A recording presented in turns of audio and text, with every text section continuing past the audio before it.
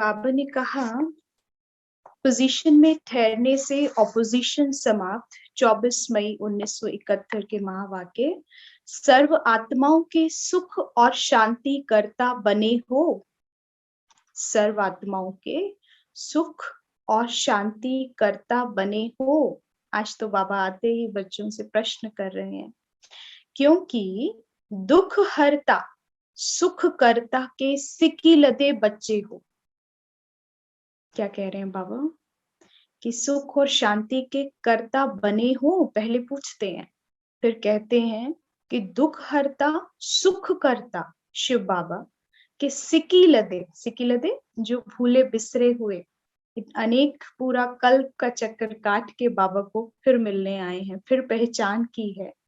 तो बाबा कहते हैं ऐसे सिक्की लदे बच्चे हो, तो जो बाप का कर्तव्य है वही बच्चों का कर्तव्य है। जैसा शिव बाबा है वैसे ही क्वालिटीज, वही गुण और वही शक्तियां हम बच्चों में हैं। तो बाबा हमें स्मृति दिला रहे हैं कि सुख करता दुख हरता की संतान सुख और शांति करता बने हो। जो विश्व के कल्याण करता वह सुख करता है, उनके पास कभी भी दुख की लहर स्वप्न में भी अथवा संकल्प में भी आ नहीं सकती। तो ऐसी स्थिति बना रहे हो व इस स्थिति में स्थित रहते हो। जब से नया जन्म लिया, यानी जब से शिव बाबा के बच्चे बने, शिव बाबा ने हमें अडॉप्ट किया है, तो बाबा पूछते हैं बाप दादा के सिक्के लदे बच्चे बने तो सर्वशक्तिवान की संतान के पास कोई भी प्रकार का संताप यानी दुख आ नहीं सकता। संताप अर्थात दुख की लहर भी तब तक है जब तक सर्वशक्तिवान बाप की स्मृति नहीं रहती। बाबा आज हमारे अंदर क्या भर रहे हैं, कितना विश्वास भर रहे हैं कि बाबा के बच्चे सर्वशक्तिवान की संतान हैं और दुख की लहर बच्चों के अंदर आ नहीं सकती। जरा भी संताप बच्चे कर नहीं सकते, क्योंकि किसकी संतान हो? सर्वशक्तिवान की संतान हो।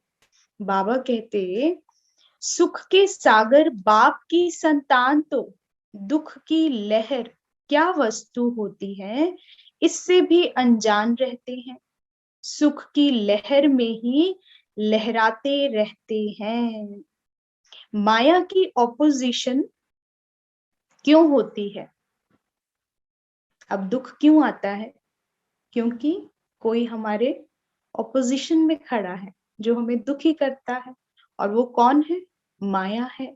माया यानी हमारी ही कमी कमजोरियां हैं, लेकिन बाबा हमें वो क्वालिटीज, वो विशेषताएं उन कमी कमजोरियों के विपरीत हमारे में भरते हैं, स्मृति दिलाते हैं, इमर्ज करते हैं उन संस्कारों को, जिससे कमी कमजोरियां समाप्त हो जाएंगी। तो बाबा कहते कि माया की ऑपोजिशन क्यों होती है बच्चों में? ऑपोजिशन का निवारण बहुत सहज है। ऑपोजिशन से सिर्फ अ शब्द निकाल दो। जब कोई ऑपोजिशन आता है तो बाबा कहते हैं अ शब्द निकाल दो, तो क्या बचा? बाबा कहते हैं क्या हो जाएगा? पोजीशन में ठहरने से ऑपोजिशन, पोजीशन में ठहरने से ऑपोजिशन होगा। ऑपोजिशन के आगे अ शब्द निकाल दो तो क्या रह जाएगा? पोजीशन रह जाएगा। तो बाबा कहते हैं अपनी पोजीशन, अपनी पावर, अपनी स्मृति, अपना स्थान सब भूल जाते हो, और जैसे ही स्मृति आती है अपनी पोजीशन की तो ऑपोजिशन समाप्त हो जाती है। बाबा कहते अगर अपनी पोजीशन पर स्थित हैं तो माया की ऑपोजिशन नहीं होगी। बहुत इंपॉर्टेंट है। अगर अपनी पोजीशन में स्थित हैं, अगर डॉक्टर को भूल जाए कि वो डॉक्टर है तो क्या वो इलाज कर सकता है?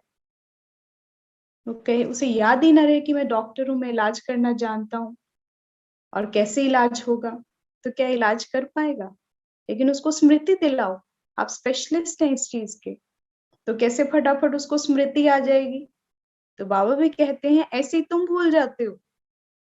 और ये भूलना कोई पॉसिबल है कि कोई अपनी ही क्वालिटीज, अपनी विशेषताएं जब बाबा स्मृति दिला रहे कि तुम श्री लक्ष्मी श्री नारायण थे, और कौन दिला रहा है? इस सारी रचना का रचयिता निराकार स्वयं भगवान आकर हमें बता रहे हैं कि ये तुम थे, और फिर स्मृति ही दिला रहे हैं। वो स्मृति ही पढ़ाई है, पढ़ाई कोई स्पेशल नहीं है। जो हम थे सिर्फ हमें रियलाइज बाबा कराता है, रोज आके क्या बताता है कि तुम ये थे, तुम भूल गए हो, अभूल बन जाओ, भूलना बंद करो। तो बाबा कहते हैं यही याद की यात्रा है, पोजीशन में ठहरना, अपनी स्मृति स्वरूप रहना, जो हूं जिसका हूं उसमें स्थित होना। और भी बाबा इजी कर देते हैं कि अगर शिव बाबा तुम्हें याद है, वो क्या है, वो कैसा है, उसकी क्वालिटीज याद है, तो वही सेम क्वालिटीज में उसकी संतान हूँ, जो उसके पास है वो मेरा है, अधिकारी हूँ। अगर ये स्मृति भी बच्चों में आ जाती है तो फिर से स्थिति में स्थित हो जाएंगे, तो ऑपोजिशन माया समाप्त हो जाएगी। बाबा कहते आप लोगों ने असलियत को भुला दिया है, सत्यता को भुला दिया है, उसमें स्थित कराने की ही शिक्षा मिली है। तो असली रूप में ठहरना मुश्किल होता है, वह नकली रूप में ठहरना मुश्किल होता है? बाबा पूछ रहे हैं। होली के अथवा दशहरे के दिनों में छोटे बच्चे आर्टिफिशियल नकाब पहनते हैं, उन्हों को कहो कि यह नकली नकाब उतार असली रूप में हो जाओ, तो क्या मुश्किल होगा? कितना समय लगेगा? आप लोगों ने यह खेल किया है ना?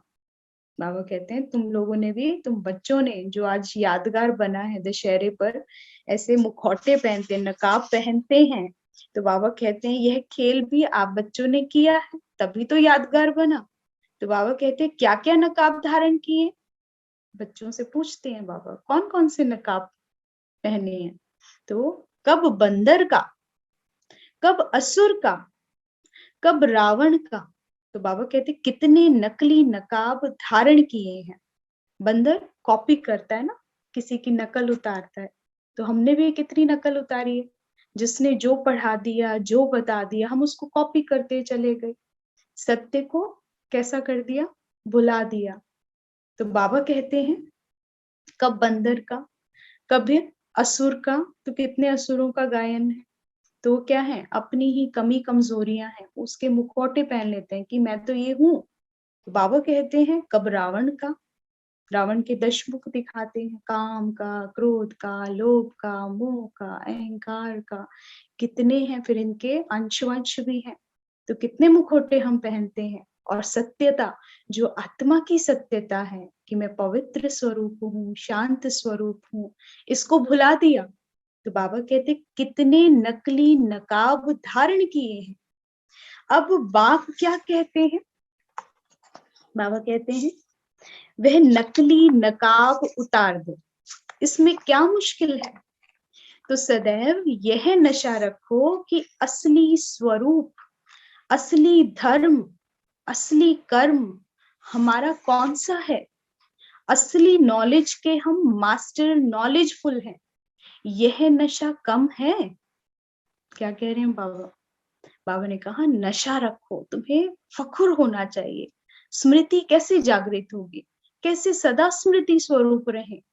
बाबा कहते हैं कि नशा जब होगा, उस खुमारी में होंगे, निरंतर उसमें खोए रहेंगे। नशा क्या होता है, बार बार अगर थोड़ा भी उतरता है फिर लोग चढ़ा लेते हैं ना, नशा करते हैं, उतरने नहीं देते नशे को। तो ऐसे ही बाबा कहते हैं कि तुम्हें रूहानी नशा होना चाहिए, तुम्हें अपने सत्य स्वरूप की स्मृति का नशा होना चाहिए। मैं कौन था, मैं किसका हूं? तो बाबा कहते हैं असली स्वरूप, असली धर्म और असली कर्म हमारा कौन सा है, कौन सा कर्म है, इस समय क्या चल रहा है। बाबा श्रेष्ठ कर्मों का ज्ञान दे रहे हैं। तो बाबा कहते हैं ऐसी असली नॉलेज के हम मास्टर नॉलेजफुल हैं। यह नशा कम है, यह नशा सदैव रहे तो क्या बन जाएंगे? जो बन जाएंगे उसका यादगार देखा है? दिलवाला मंदिर तपस्वी कुमार और तपस्वी कुमारियों का यादगार है। और सदैव नशे में स्थित रहने का यादगार कौन सा है? सदैव नशे में स्थित रहे उसका यादगार अचल घर, कोई हलचल नहीं आए, निरंतर जिस पाथ पर है उसमें आगे बढ़ते रहें। तो बाबा कहते हैं कभी कभी वाले नहीं, सदा। तो उसकी निशानी अचल घर है। सदैव उस नशे में रहने से अचल अडोल बन जाएंगे। फिर माया संकल्प रूप में भी हिला नहीं सकती, ऐसे अचल बन जाएंगे। यादगार है ना कि रावण संप्रदाय ने पांव हिलाने की कोशिश की लेकिन जरा भी हिला ना सके। कितने भी माया के तूफान आए, कितना भी काम क्रोध लोभ मोह अहंकार आएंगे, बाबा कहते हैं लेकिन अपनी स्मृति रखना, अचल घर की स्मृति।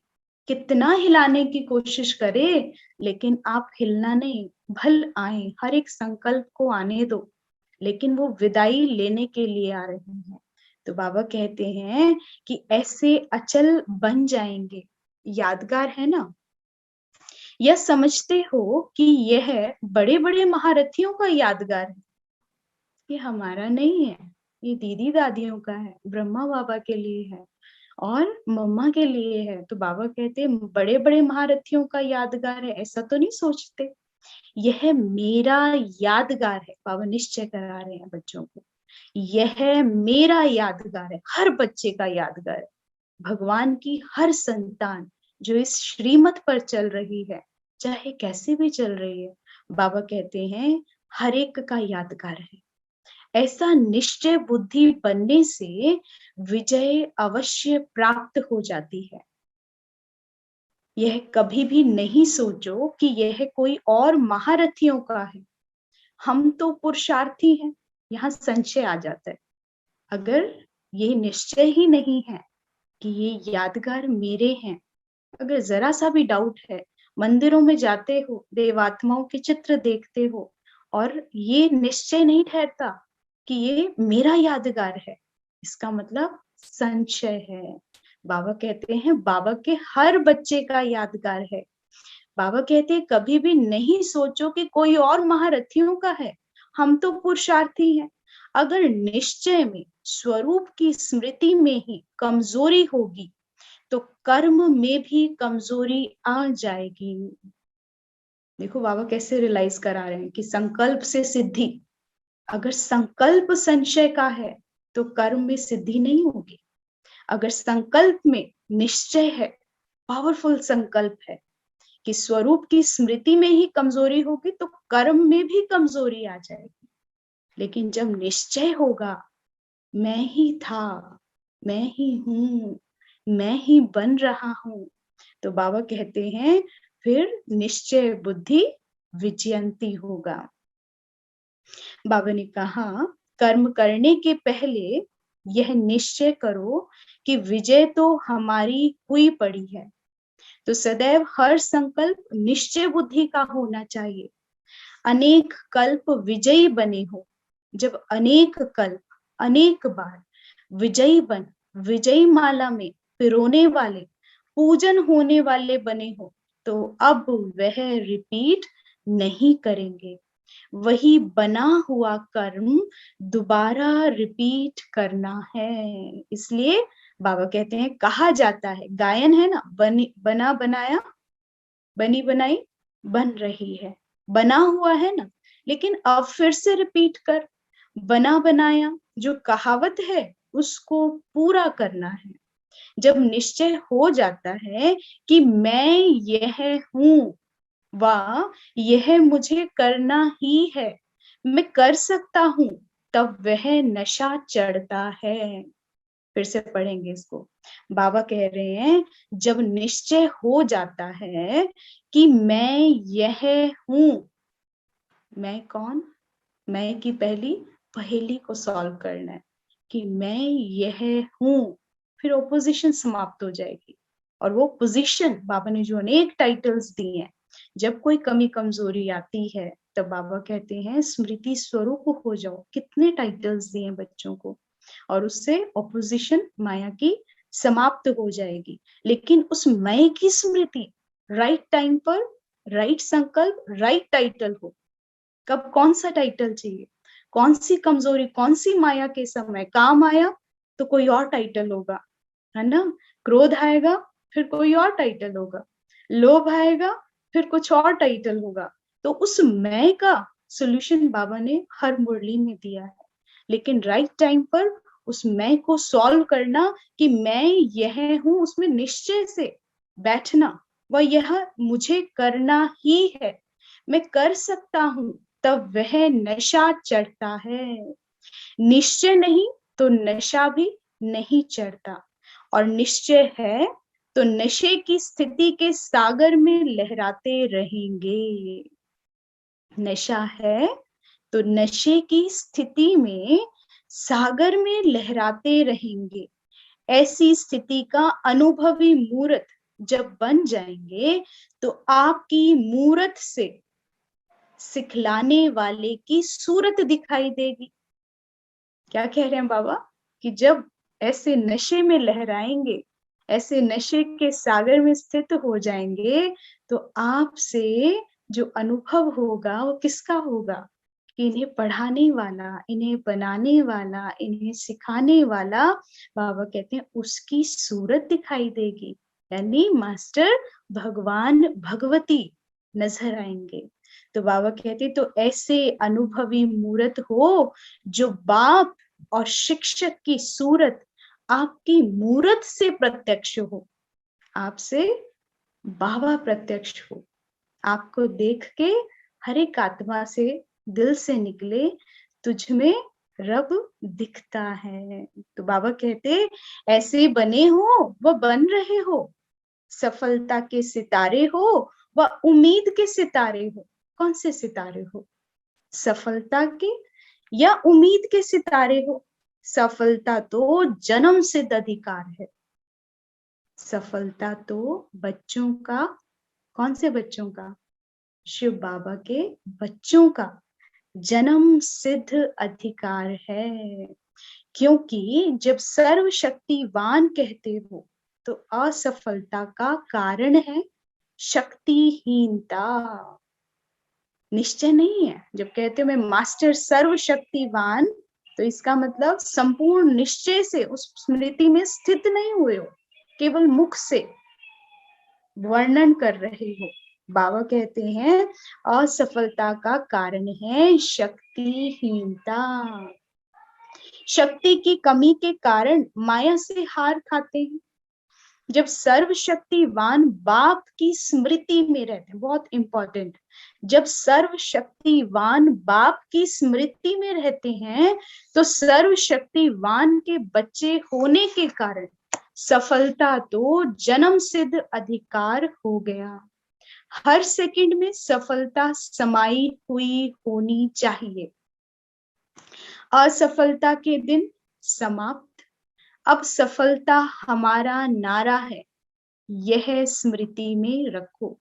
इसकी भी स्मृति चाहिए कि सफलता मेरा जन्म सिद्ध अधिकार है, सफलता हुई ही पड़ी है। ये निश्चय होना चाहिए, इसमें भी संशय नहीं। जब ये निश्चय होगा तो फिर संकल्प भी राइट और कर्म भी राइट होगा।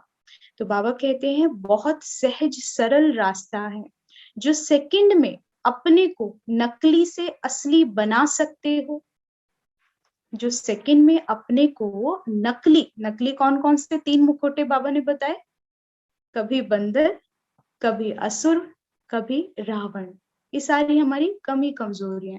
बंदर किसे कहा कि हर एक दूसरे को कॉपी करना, अपनी रियलिटी को भूल जाते हैं और दूसरे को कॉपी करने लग जाते हैं। तो बाबा कहते हैं कि अपने सत्य स्वरूप में टिको, असली असली बनो। तो बाबा कहते हैं इतना सरल मार्ग कब मिलेगा, कभी भी नहीं मिलेगा। जब स्वयं भगवान आए हैं, सरल पुरुषार्थ करा रहे हैं, सिर्फ याद से परिवर्तन करा रहे हैं। नहीं तो हमें क्या क्या कॉपी कराया, कितनी मुश्किल भक्ति कराई, कितनी तपस्या, पहाड़ों पे जाओ, ठंडे पानी में करो, ऐसे करो, वैसे करो, इतनी चढ़ाई करो, इतने जाप करो, ऐसे करो, रात्रि में जागरण करो, कितना मुश्किल सिखाया। और जब बाबा आते हैं और कितनी सरलता से हर मार्ग खोल देते हैं सत्यता का, कि सत्य स्वरूप में आओ, केवल ज्ञान बताते हैं और ज्ञान की स्मृति में रहना, यही शिक्षाएं बाबा रोज बताते हैं बच्चों को। तो बाबा कहते हैं क्योंकि इतना सरल मार्ग कब मिलेगा, कभी भी नहीं मिलेगा। माया के अधीन क्यों बनते हो? क्योंकि अलमाइटी अथॉरिटी के बच्चे हैं, यह भूल जाते हो। आजकल छोटी मोटी अथॉरिटी रखने वाले कितनी खुमारी में रहते हैं, तो अलमाइटी अथॉरिटी वाले कितनी खुमारी में रहने चाहिए। अलमाइटी अथॉरिटी कितना बिग टाइटल है ना? कितना नशा चढ़ाते हैं बाबा। तो बाबा कहते हैं इनको कितनी खुमारी में रहना चाहिए।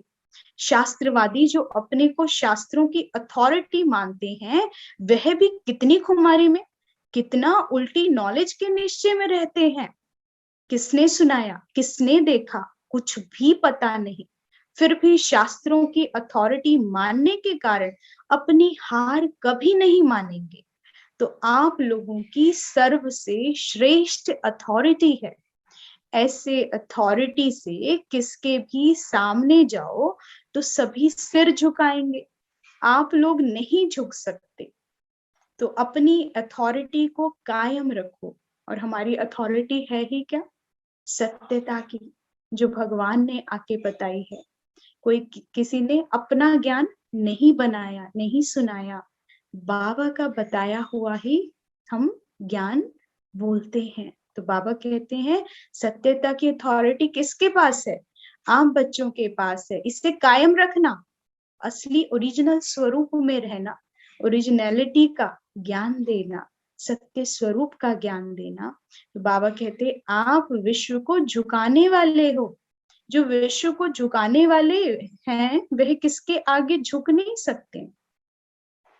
तो बाबा कहते उस अथॉरिटी की खुमारी से किसी भी आत्मा का कल्याण कर सकते हो। तो इस सत्यता की अथॉरिटी, अलमाइटी अथॉरिटी, तो बाबा कहते इससे किसी भी आत्मा का कल्याण कर सकते हो। ऐसी खुमारी को कभी भी भूलना नहीं। बहुत समय से अभूल बनने से भविष्य में बहुत समय के लिए राज्य भाग्य प्राप्त करेंगे। अगर अल्पकाल इस खुमारी में रहते हैं तो राज्य भाग्य भी अल्पकाल के लिए प्राप्त होता है। यहाँ तो अभी आए हो सदा काल का वर्षा लेने, न कि अल्पकाल का। सिर्फ दो बातें साथ साथ याद रखो। बात एक ही है, शब्द भिन्न भिन्न है। बिल्कुल सहज से सहज दो बातें सरल शब्दों में कौन सी सिखाई जाती हैं? ऐसे दो दो शब्द साथ याद रहें तो स्थिति कभी नीचे ऊपर नहीं हो सकती। दो शब्द ही बहुत हैं। तो बाबा कहते हैं वो शब्द बता रहे हैं अल्लाफ और बादशाह। याद रहे तो कभी स्थिति नीचे ऊपर नहीं होगी। अल्लाफ बाबा और बाबा का दिया हुआ वर्षा। तो बाबा कहते हैं दो बातें भी स्मृति में रहती हैं तो अवस्था नीचे ऊपर नहीं होगी। क्योंकि बाबा को याद करना मैं कौन और मैं किसकी संतान, ये अपने आप में एक बहुत ऊंची स्थिति पर ले आएगा। जहां कहीं भी संकल्प डाउन होने लगते हैं, लो थॉट्स आने लगते हैं, और वही सबसे बड़ा थॉट क्या है? मैं कौन और मैं किसका। ये क्या है? अल्लाह की स्मृति। और फिर वो आकर मुझे विश्व की बादशाही दे रहा है। कौन सा पद मुझे मिलने वाला है? क्या ये विचार श्री लक्ष्मी श्री नारायण के हो सकते हैं? तो इतनी स्मृति से ही जो नीचे ऊपर की अवस्था है तुरंत समाप्त हो जाएगी। तो बाबा कहते हैं दो दो शब्द स्मृति में रखने हैं स्थिति बनाने के लिए। आप मास्टर सर्वशक्तिवान भूल सकते हो? बाबा पूछते हैं बच्चों से, क्या भूल सकते हो कि आप मास्टर सर्वशक्तिवान हो? जिस समय विस्मृति की स्थिति होती है, तो अपने से यह बातें करो, मैं मास्टर सर्वशक्तिवान अल्लाह और बे को भूल गया। बाबा की पढ़ाई देखो कैसी है, कैसे छोटी-छोटी बातों में भी कितनी बड़ी स्मृति, बच्चों की अवस्था कितनी ऊंची।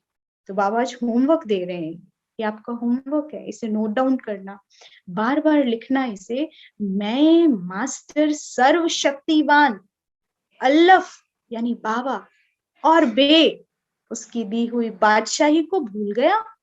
ऐसी ऐसी बातें करने से शक्ति जो खो देते हो, शक्तिहीन हो जाते हो, उसकी फिर से स्मृति आ जाएगी। है सिर्फ मनन और वर्णन करना, दो ही बातों का खेल है। मनन करना, जिसने मनन कर लिया वो मग्न अवस्था में पहुंच जाएगा। मनन करना और वर्णन करना, लेकिन किसका मनन करना है? बाबा ने जो ज्ञान दिया है, बाबा की शिक्षाओं का, बाबा छोटी छोटी टिप्स भी देते हैं, कभी युक्तियां बताते हैं, कभी विधियां बताते हैं। तो उन विधि को, युक्तियों को, उन टिप्स को लिख लो, और जब भी कभी मूड ऑफ हो तो वो टिप्स और युक्ति वाली अपनी डायरी खोलो, और उसमें से वो छोटी छोटी, जैसे आज बाबा ने दी, मैं मास्टर सर्वशक्तिवान हूँ, अल्लाह और बे को भूल गया। तो ये बात लिखोगे तो उस वक्त नशा कैसा चढ़ जाएगा। तो ऐसी छोटी छोटी टाइटल्स बना के रखो, ऐसी स्पेशल डायरी हो, तो जब भी अप डाउन हो तो तब उसको खोलकर देख लो। बाबा कहते पहले मनन करो और बाद में फिर वर्णन करो।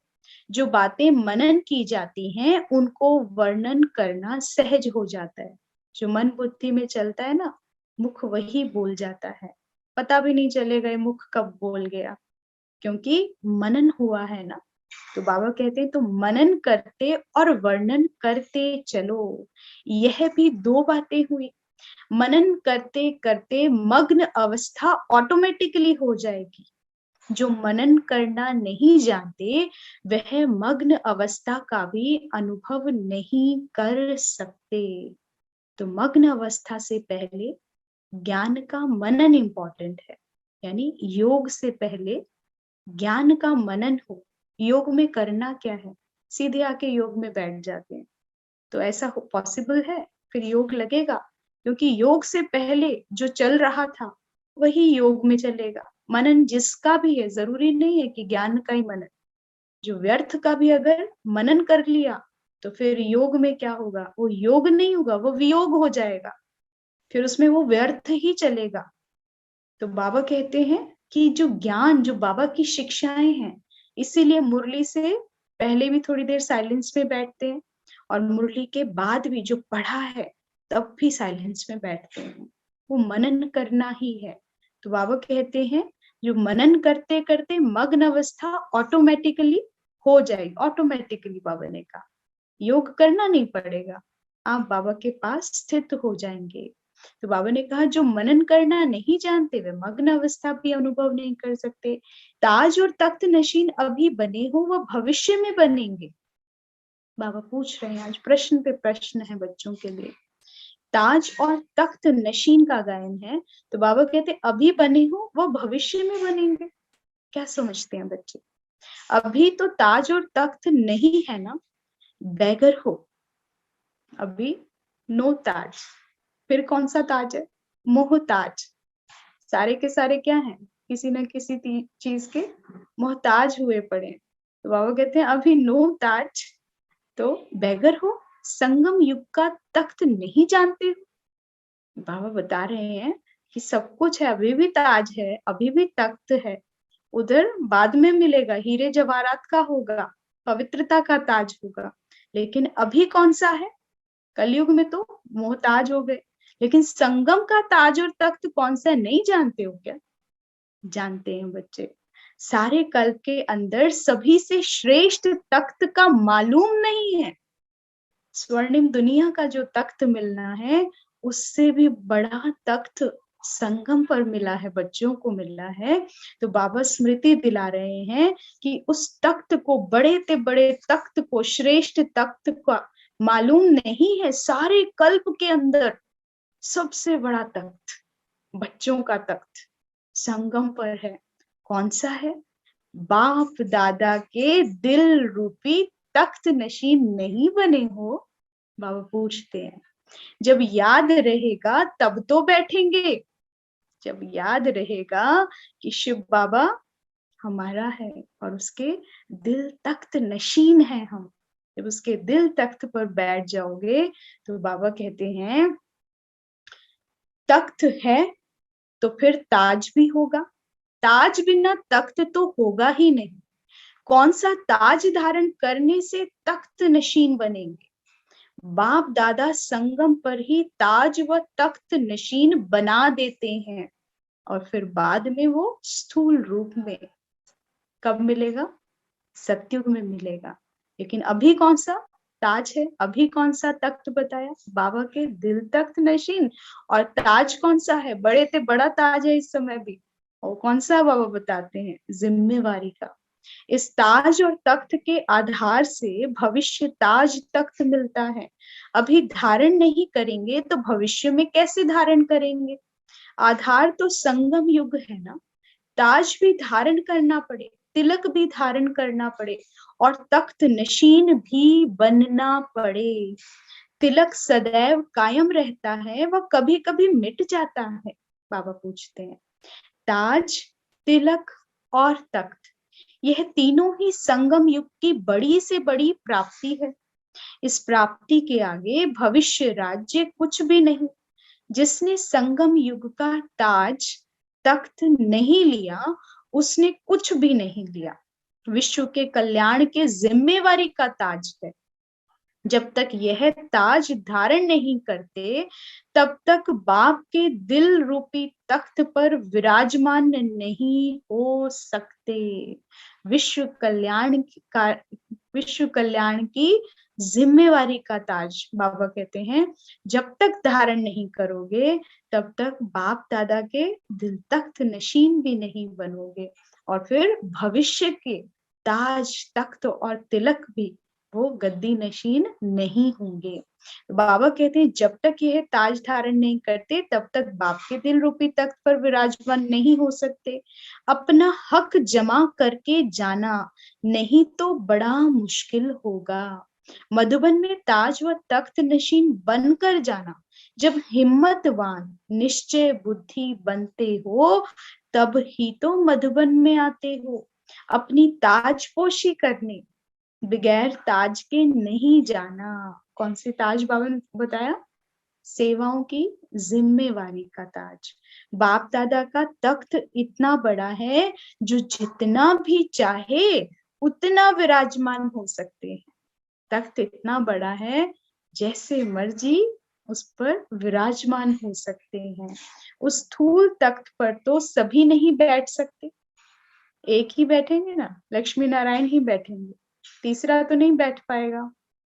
तो बाबा ने कहा लेकिन यह तख्त, शिव बाबा के दिल का तख्त इतना बड़ा है, बड़े से बड़े बाप के बच्चे बड़े से बड़े तख्त नशीन होते हैं। अच्छा, ये थे आज के बाबा के महावाक्य। पोजीशन में ठहरने से ओपोजिशन समाप्त।